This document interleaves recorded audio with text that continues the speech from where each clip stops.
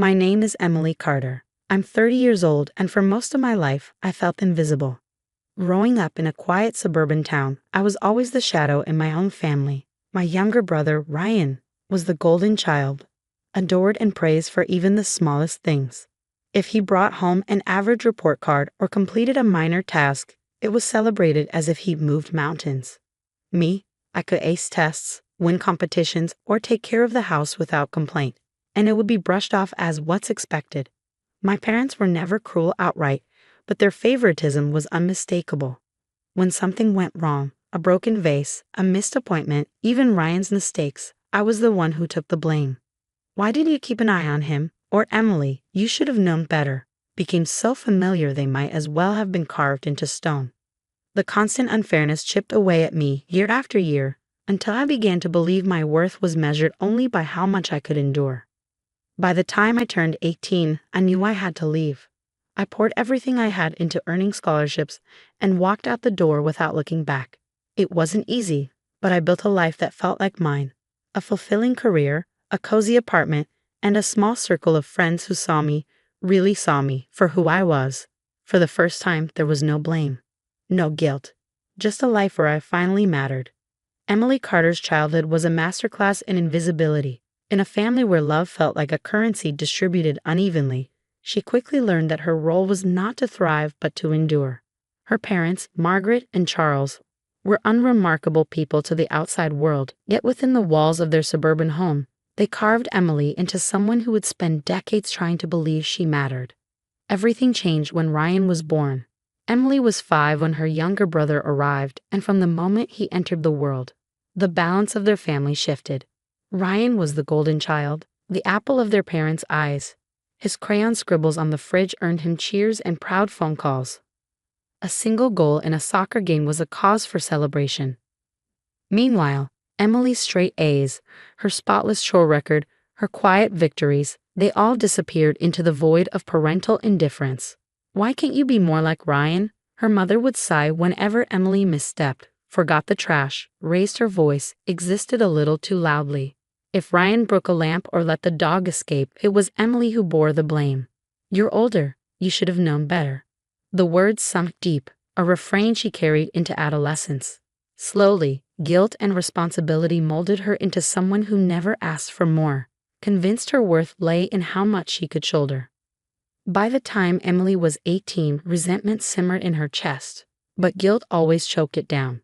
How could she blame Ryan when he was so charming, so easy to love? Blissfully unaware of the pedestal their parents had placed him on, he floated through life without ever needing to fight for his place. Emily, on the other hand, learned to survive in the shadows. When she left for college, she took little more than a suitcase and a scholarship, escaping the suffocating expectations of her childhood. Her parents didn't stop her, they seemed almost relieved. If they felt her absence, they never said so. Years passed, and Emily built herself piece by piece. Now at 30, she lived a life of quiet strength. A small, beautiful apartment she paid for herself, a steady job she was proud of, and friends who saw her worth in ways her family never had. It wasn't glamorous, but it was hers. For the first time, she felt free, free from blame, free from comparison, free from the weight of being invisible. Then the phone rang. The number flashed on the screen, familiar but foreign. For a moment, Emily considered ignoring it, but curiosity, or perhaps a lingering hope, made her pick up. "Emily?" Her mother's voice crackled through the line, thin and uncertain, like she was testing the name after all these years. "It's about your brother." Emily's stomach sank. Of course, it was about Ryan. It was always about Ryan. "What happened?" she asked, though a part of her already knew she wouldn't like the answer. "He's struggling," Margaret said carefully, as though choosing each word would soften the blow. "He lost his job, and he's behind on rent. They'll be evicted soon if someone doesn't step in." Someone. That someone, as always, was Emily. "We thought maybe you could help him out," her mother continued, a casual edge to her tone that didn't quite mask the expectation beneath. "You're doing well, aren't you? You've got a good job, a nice place. It's not like you can't afford it." Emily felt her grip tighten on the phone.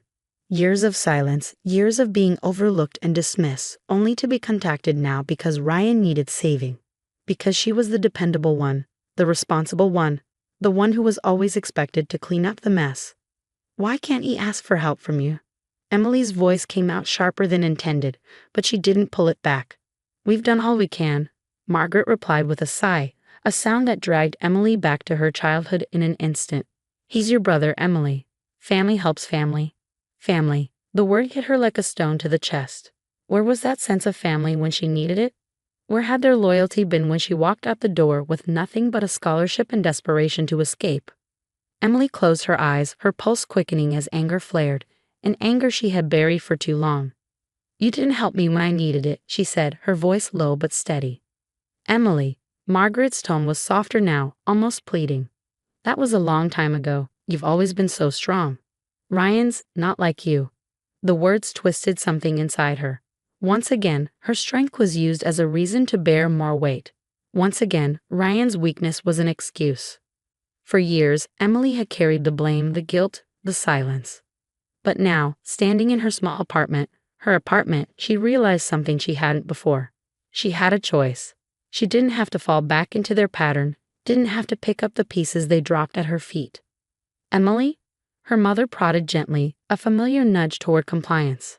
Emily took a deep breath, her grip on the phone loosening. She thought of everything she had built, every quiet moment of peace she had earned. For once, she could put herself first. She had the power to say no. Emily sat on the edge of her couch, the phone still clutched in her hand long after the call had ended. Her mother's words echoed like a haunting refrain. He's your brother. Family helps family. Guilt and anger tangled within her, two opposing forces wrestling for control. Guilt was familiar, like an old sweater she'd worn threadbare. It whispered insidiously, reminding her of every time she'd been told she wasn't good enough. Every accusation of selfishness for simply wanting to be seen. He's struggling, Emily. Don't you care? But then there was the anger. A fire that had smoldered quietly for years now flared to life, searing away the lies she'd been taught to believe. Where had this concern been when she was a child? Where was this so-called family when she left at 18 with nothing but a suitcase and a desperate need to escape? Where was their compassion then? She shot to her feet, pacing the small living room as her thoughts churned. Images of Ryan swam in her mind, Ryan, the golden child, whose smile alone had been enough to earn their parents' praise. Ryan, who had always been cushioned, protected, adored. Meanwhile, Emily had been the scapegoat, the responsible one, the afterthought, and now, nothing had changed. Ryan was in trouble, and it was her they expected to save him. You're doing well, her mother had said, as though success was a crime for which Emily now had to pay. Her stomach twisted. A part of her still longed for their approval, a dangerous ache she thought she'd buried long ago. If she refused, would they finally abandon her for good? Would they call her selfish, ungrateful, a bad sister? But another voice, stronger now, rose up inside her, the voice of the woman who had clawed her way to independence. She had worked for this life. She had endured sleepless nights, draining jobs, and years of solitude to carve out a space where she could finally breathe. And now, when she had found peace, they wanted to pull her back into the chaos. Emily sank back onto the couch, her hands trembling. She could see the manipulation for what it was, clear as day, yet its familiarity still threatened to swallow her whole. He's your brother. You're doing fine, Emily. Family helps family. Her phone buzzed, jolting her from her thoughts. A new text lit up the screen. Margaret, Ryan is desperate, Emily. He doesn't deserve this. Please do the right thing. The words hit like a punch to the gut. He doesn't deserve this. Did she deserve the years of blame? The years of neglect? Did she deserve to be invisible until they needed something from her? Tears stung her eyes as a surge of clarity rose through the anger. This was not her burden to carry, not anymore. Emily wiped her face with the sleeve of her sweater, her breath steadying. She picked up her phone, her fingers hovering over the keyboard. The years of silence, guilt, and disappointment weighed heavy on her shoulders. But this time, she wouldn't let it crush her. She typed slowly, each word deliberate. Emily, I'm sorry Ryan is struggling, but I can't help him. I've worked hard to build a life for myself, and I won't jeopardize that. I hope he finds a way to get back on his feet, but this is not my responsibility. Her thumb lingered over the send button, but only for a moment. With a deep breath, she pressed it. The response was instant. Margaret, I can't believe you would turn your back on your family like this. Emily stared at the screen, but the words no longer had power over her. She placed the phone face down on the coffee table, the silence in the room feeling oddly soothing. The guilt was still there, lingering in the shadows, but it was quieter now, smaller, easier to ignore. Standing, Emily walked to the window and gazed up at the city below. The small apartment she had fought for, the job she loved, the life she had carved out for herself. It was all hers. Every inch of it was hard-won, and no one had the right to take it from her. A small, proud smile curled her lips as she grabbed her coat and keys. She felt lighter than she had in years, as though the chains of her past had finally fallen away. The phone buzzed again behind her, but she didn't turn back. Margaret's disappointment, Ryan's anger, her father's silence, they could all live in the past where they belonged. Outside, the world stretched out before her, bright and full of possibilities she could finally see. Emily sat at her kitchen table, her phone buzzing endlessly with calls and messages. Each vibration felt like a demand, another tug at the chain she had spent years breaking. Her mother's guilt-laden texts, her father's silence, and even Ryan's half-hearted apology. I didn't ask them to call you, but I really need this, M. All wove together into the same suffocating web, trying to ensnare her again. But Emily was done being trapped. She stared at the phone, her heart pounding. The old guilt whispered its familiar refrain, family helps family. It accused her of being selfish, cruel, ungrateful. But beneath it, something stronger stirred, anger. Anger at the years of blame, invisibility, and being treated like a convenient afterthought. Anger at a family that only remembered her when they needed saving. Without letting herself hesitate, she picked up the phone and dialed. Margaret answered on the second ring, her voice sharp with impatience. Emily. Finally. Ryan. Stop. Emily's tone was calm, but the steel in it was unmistakable. I need to say something, and I need you to listen. There was a pause. What's gotten into you? Margaret asked, already defensive. Emily took a steadying breath. I'm not helping Ryan. I'm not giving him money. I've worked too hard to build a life I'm proud of, and I won't let you, or anyone else, make me feel guilty for protecting it. Emily, he's your brother. No, Emily interrupted, her voice unwavering. It's not my responsibility. None of this is. I spent my entire childhood being blamed for things that weren't my fault, while Ryan was handed everything. Now, when he's facing the consequences of his own choices, you expect me to fix it. I won't. Margaret sputtered on the other end, clearly caught off guard. We're family, Emily. You don't turn your back on family. Emily felt the words hit, but they didn't hurt like they once would have. You turned your back on me a long time ago, she replied, her voice quiet but resolute. You ignored me, you blamed me, you made me feel invisible. And now, when it's convenient, you want me to swoop in and save the day. I'm done being that person for you. The silence on the other end was deafening. Margaret's voice finally returned, laced with bitterness. I can't believe how selfish you've become. Emily didn't flinch. What once would have shattered her now felt weightless. If standing up for myself makes me selfish, then so be it. I deserve better than this. She didn't wait for her mother's response. Goodbye, Mom, she said softly, and hung up. For a long moment, Emily sat still, the phone silent in her hands. The old guilt tried to claw its way back, but it was quieter now, like a shadow retreating in the light. Pride thumped steady in her chest, strong, undeniable. She set the phone down and looked around her apartment. It was small but beautiful, the result of years of hard work, sacrifice, and courage. It was hers. For so long, she had feared that standing up for herself would mean losing her family forever. But now she understood. She had lost them a long time ago. What she gained today, though, was something far more valuable herself. Emily stood and walked to the window, where sunlight streamed in, warming her face. Outside, the world stretched wide and bright, broomy with possibilities she could finally see. She smiled, her shoulders light, her breath easy. The days that followed felt lighter, as though Emily had shrugged off a heavy coat she didn't realize she'd been carrying for years. At first, the silence from her family was deafening, like an echo in an empty room, but soon it became liberating. No more guilt-laden calls. No more expectations to shoulder burdens that weren't hers to bear. For the first time, her life felt like it belonged to her. On a sunny Saturday afternoon, Emily sat in her favorite cafe, tucked into a cozy corner table with her closest friends, people who loved her not for what she could do for them, but simply for who she was.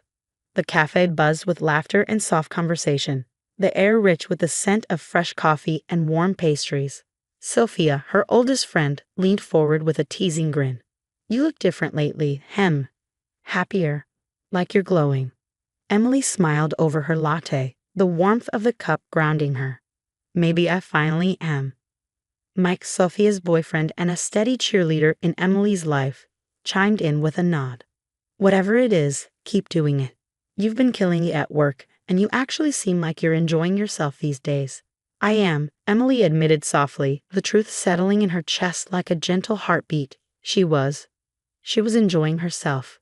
She had drawn a line in the sand, and instead of the world collapsing, it had opened up, brighter and lighter than before.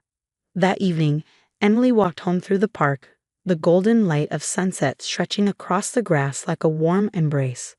Families dotted the landscape, kids running, parents laughing, dogs chasing frisbees, and for the first time, Emily felt like a quiet observer in a world that didn't demand anything from her. She paused beside a small pond, watching the ripples dance across the water's surface. Her reflection wavered, but she didn't mind. It was a reflection she could finally recognize, one that spoke of growth, resilience, and freedom. She thought of the little girl she used to be, the one who tried so hard to be seen, to be good enough, to earn love that should have been unconditional. That girl had been brave, even when no one noticed. Emily closed her eyes and thanked her younger self for holding on, for keeping her heart alive through all the silence. When she reached her apartment, the space welcomed her like an old friend. Soft music played from the speakers. Books were stacked on the coffee table. A half-finished painting waited on the easel by the window, and the last orange streaks of sunlight filtered through the glass. Kicking off her shoes, Emily grabbed a paintbrush and stepped in front of the canvas. The colors poured freely onto the surface, strokes bold and alive, as if they, too, were celebrating this life she had fought for. The sun finally dipped below the horizon as Emily stepped back to admire her work. The painting wasn't perfect, but it was hers, just like her life. A life shaped by struggle, forged in resilience, and made beautiful by her choice to keep going. She didn't need her family's approval. She didn't need to fix their problems to feel worthy. She didn't need anyone to tell her she was enough. Because she was. Emily smiled, a quiet and knowing smile. For the first time in her life, she was free, truly free. And that, she realized, was more than enough.